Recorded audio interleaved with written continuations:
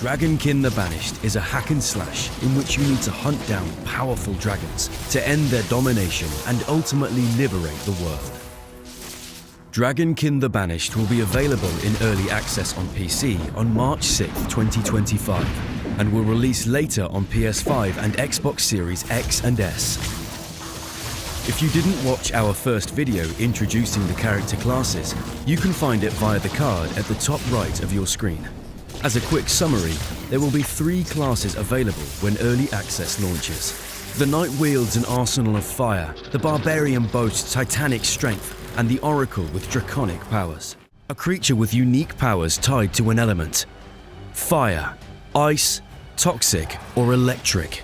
You can change your Wyrmling type whenever you want in the main town. Wyrmling are also tied closely to the Ancestral Grid. They also have their own skills. By placing a fragment containing a Wyrmling skill right next to a fragment with a compatible character skill, you can trigger an additional effect. Here, my character is accompanied by an electric Wyrmling. As you can see in the grid, we place a fragment containing an electric Wyrmling skill right next to a fragment containing the Knight's flamethrower skill. A Wyrmling skill only triggers if a condition is met. In this case, it just needs a skill to be activated. The flamethrower therefore triggers Stormcall when activated. Let's look at another example with the Oracle. In our Ancestral Grid, we place the Ice Wyrmling Snow Animation skill, which is compatible with the Oracle's Ethereal Stings skill. Its description says that it triggers when an enemy is hit. You can see that when the Ethereal Stings skill deals damage to the training mannequin, the Ice Wyrmling skill triggers. Of course, the Wyrmling skills can also be upgraded with modifiers just like character skills, as long as the modifiers are compatible. Furthermore, a character skill can even trigger multiple Wyrmling skills as long as they are compatible, which further increases customization possibilities for your skills. Each character class has its own Ancestral Grid, and it evolves as you level up. The Ancestral Grid only becomes a powerful asset when fragments are added to it. Fragments are items that you find as loot and are made up of hexagons. Each hexagon in a fragment represents a skill or a skill modifier. The further you progress in the game, the more powerful the fragments become and more complex in shape. The composition of the grid and placement of fragments are therefore key factors in customizing and optimizing your character's skill. If you sufficiently upgrade one of your character's skills in the Ancestral Grid, you enable what we call symbiosis. Your skill combines with your Wyrmling's element. For example, the Knight's flamethrower skill can deal ice damage if you have an ice Wyrmling. Symbiosis changes the appearance of your skills as well as their effects.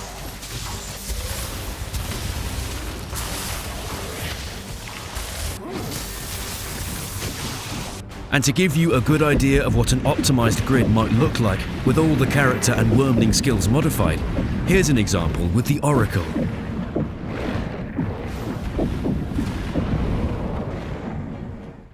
You can upgrade skills with modifiers. You simply place a fragment with a modifier on the grid so that it touches another fragment containing a skill. By stacking modifiers, you reach more powerful tiers that increasingly upgrade your character's skills. There is also a keyword system to help you work out if a skill is compatible with a modifier. Let's go to the town's training arena and look at a few examples together. Here you can see the Solar Jolt skill in its base version. Touching the fragment containing the Solar Jolt skill, we'll place fragments containing compatible modifiers, in this case bonus projectile, defensive stance, and repulsion. With just these changes, this is what the Solar Jolt skill looks like now. Here's another example with the resounding strike of the Barbarian in its non-upgraded version. By correctly placing the right modifiers in the Ancestral Grid, this is how we can upgrade the resounding strike skill.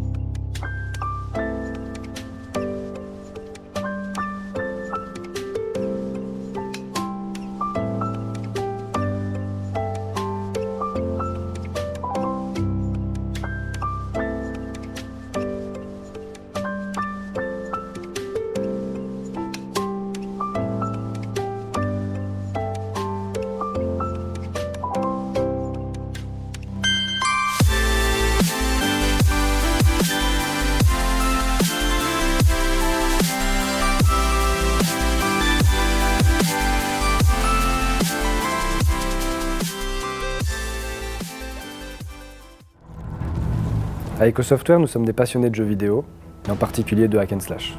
Après plusieurs jeux en action top-down avec la série des How to Survive, nous sommes lancés dans notre premier hack and slash avec Warhammer Chaosbane en 2019. Dragonkin représente notre volonté de nous dépasser avec un projet encore plus ambitieux, avec notre univers, nos mécaniques et notre histoire. Nous avons axé le développement de Dragonkin autour de 3 piliers. Le premier, une mythologie autour des dragons. Le deuxième, un theorycraft accessible mais profond. Et le troisième, une progression sur plusieurs plans. Pour rentrer dans les détails, commençons avec le premier pilier, les dragons. Toute l'histoire de Dragonkin tourne autour des dragons bannis et de leur influence sur le monde. Leur voix et leur sang ont des propriétés particulières qui peuvent corrompre le corps comme l'esprit. L'univers de Dragonkin s'est inspiré du mythe du dragon sous toutes ses formes. Et vous verrez que le bestiaire, les décors et les personnages reflètent cette diversité. Mais attention, tout n'est pas aussi manichéen que ce qu'on pourrait le penser. Ce ne sont pas que des méchants dragons oppresseurs contre des gentils humains qui se défendent. Au lancement de l'accès anticipé, vous aurez le choix entre 3 personnages. Le premier, l'auteur de mon dragon, est un chevalier qui se prépare depuis son plus jeune âge à libérer l'humanité de l'influence draconique. Il est équipé d'un arsenal pour le moins ardent. La deuxième, Electrane, oracle d'un monde déchu, c'est une sang-dragon comme on les appelle. Elle a des pouvoirs électriques qui lui proviennent d'un ancien dragon. Et enfin le troisième, Ulrich Haraldsson, est un grand guerrier des terres du Nord. Il est lui aussi un sang-dragon, mais qui vient d'un rituel barbare à base de sang de dragon de glace. Un quatrième personnage est en cours de développement et sera disponible plus tard. Vous pourrez découvrir ces 3 personnages plus en détail lors d'une vidéo qui sera diffusée la semaine prochaine. Rentrons ensuite dans le sujet du theorycraft, ce qui intéressera les plus passionnés d'entre vous. Dragonkin nous amène à chasser des dragons, mais c'est avant tout un jeu de type hack and slash. Donc il y aura forcément des tas d'objets aux statistiques aléatoires, une itemisation un peu complexe, des compétences actives et passives, ainsi que des systèmes d'artisanat. Mais ce n'est pas tout. Sans rentrer dans trop de détails qui seront le sujet d'une future vidéo, notre objectif était de faire en sorte que les compétences soient elles aussi une partie de l'itemisation, au même titre que l'équipement dans tout bon jeu du jeu. C'est là qu'intervient la grille ancestrale, un système où c'est à vous de constituer votre arbre de compétences à partir de fragments obtenus au combat ou en récompense d'activité. Chaque butin vous permet petit à petit d'améliorer vos compétences et tel un puzzle, vous pourrez optimiser leur placement avec celui des modificateurs pour tirer parti de votre espace limité. Spoiler alert, très rapidement dans l'histoire, vous serez accompagné d'un dragonnet, qui est une créature dressée pour affronter sa propre espèce. Ce dragonnet agit un peu comme une spécialisation de vos héros, permettant de lancer des tas d'effets sous condition. Le dragonnet aura en plus sa place dans la grille ancestrale, complexifiant encore plus vos choix. Parlons enfin du troisième grand pilier de Dragonkin, la progression. En plus de la grille ancestrale et de tout le theorycraft, il nous paraissait important de faire évoluer le monde avec la progression du héros, mais également d'améliorer l'expérience multijoueur et la création de multiples personnages. C'est dans cette optique que nos héros évoluent dans une grande ville, la cité de Montescail. Entre 2 sessions de combat effrénées, vous pourrez retourner dans ce lieu de paix relative, où essayent de cohabiter les différents humains, protégés de l'influence draconique. La cité de Montescail est riche en artisans et en services, allant de la simple vente d'objets à la création d'ornements d'armure ou à l'investigation d'une rumeur de taverne. Mais aussi, et surtout, la ville possède un niveau et va monter en prospérité au fil de vos découvertes et de vos créations artisanales, permettant de débloquer de nouveaux services ou d'en améliorer des précédents. C'est donc un lieu central pour le multijoueur, mais également pour vos personnages actuels et futurs qui bénéficieront de tous les bonus et services actuellement débloqués lors de vos parties précédentes. Before our time, the dragons were banished underground, leaving scars of fear in the history of humankind. Then, one day, Sariknog opened a breach. Humanity, at the cost of thousands of lives, sent Sariknog back into darkness. But you must stop his return. Confront your destiny. Hunt down the dragon's minions.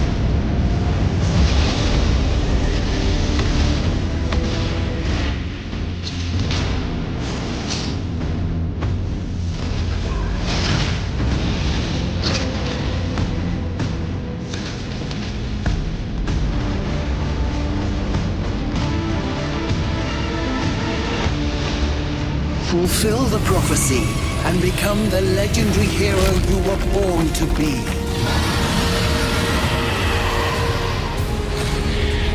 And if you fail, death will sweep over the world once more. Prophecy. Can you feel it? Something has disturbed my dreams.